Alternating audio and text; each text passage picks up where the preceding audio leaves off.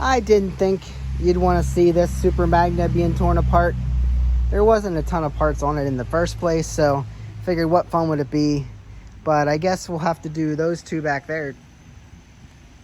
1 and 2 on the outside there. There's a 3rd gen Magna, and there's another Super Magna under there, but I don't know if we're breaking that one up. So, we're getting these guys out. I got parts. I got front wheel, rear wheel. Yeah, so 2 more after this. If you want to see these, let me know, and I'll take you along. I'm not sure. This tire's not great. That tire doesn't look great, but we're going to have lots of parts. So, fork seals look good, at least on this one. And, yeah, they're just for parts. And, you know, there's a 3rd gen that I've been stealing parts off of. But I figured you want to see this before it's completely torn down. I need to, I already got the cross member off the frame, and that has coolant in it. That'll be for sale. And then we got to get this engine out and tear down the rest of it. We're getting there.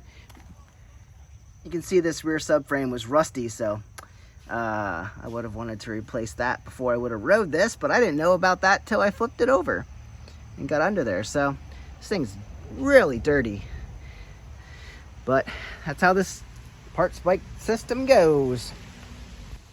Also, check out these pipes that somebody custom fabbed up for the Super Magna. I guess they didn't love the upswept pipes that the Super Magna is known for, and they built these things.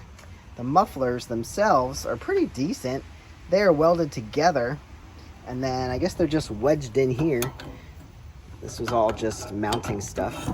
I guess they're just wedged into these pipes that ran up to the headers, and then those went into the headers. So I'm not a fab guy, but if I was, maybe I'd be impressed. I don't know how this thing ran. Never had it in running condition, but yeah, clean them up. I guess I'll sell them.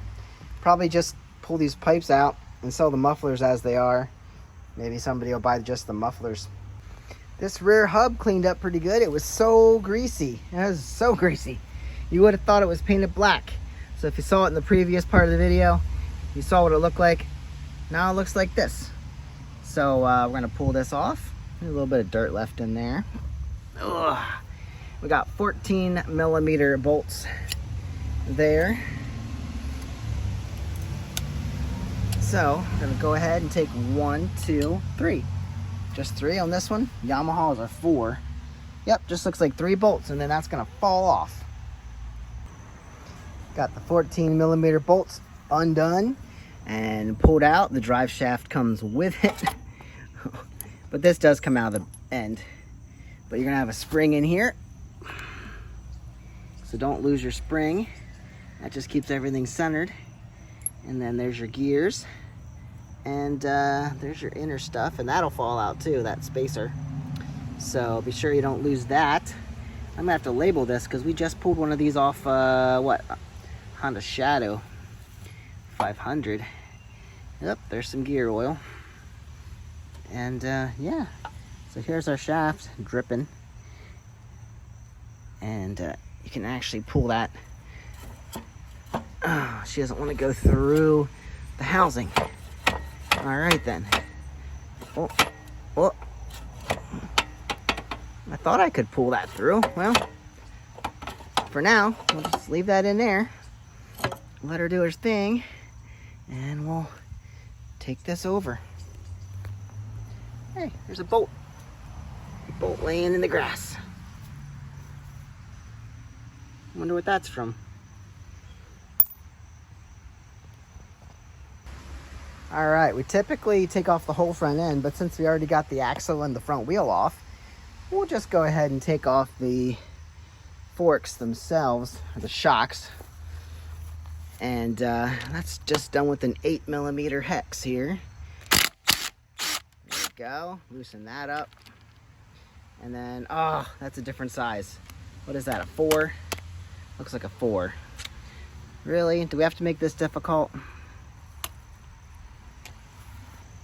It's a 6mm hex. So, just loosen that up.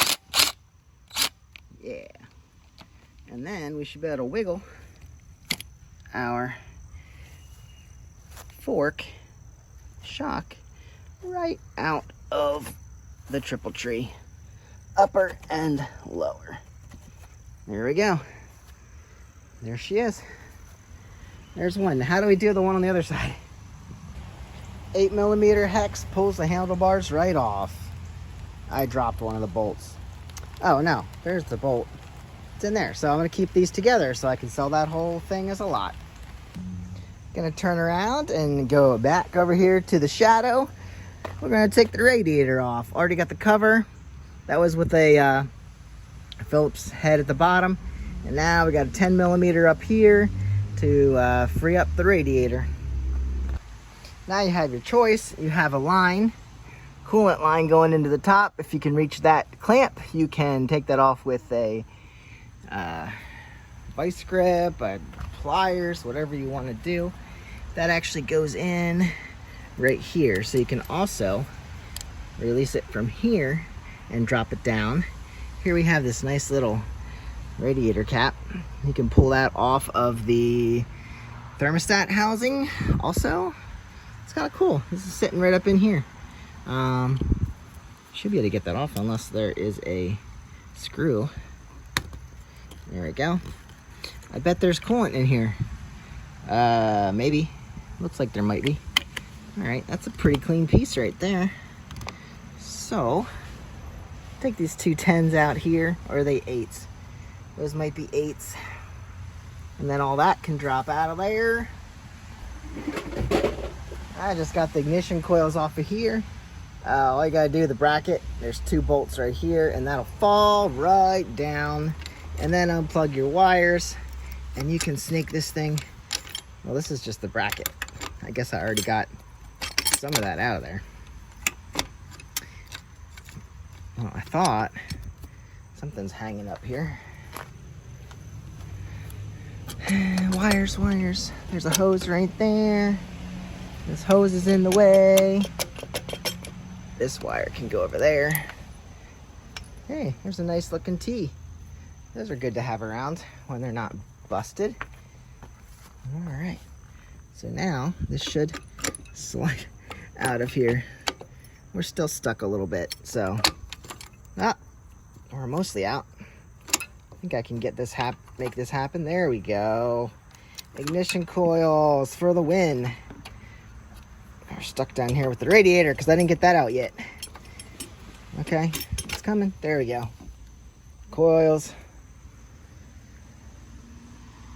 Nicely done. Better label those so I know where they came from. All right, well, I didn't get the bottom one loose because it was harder to get to.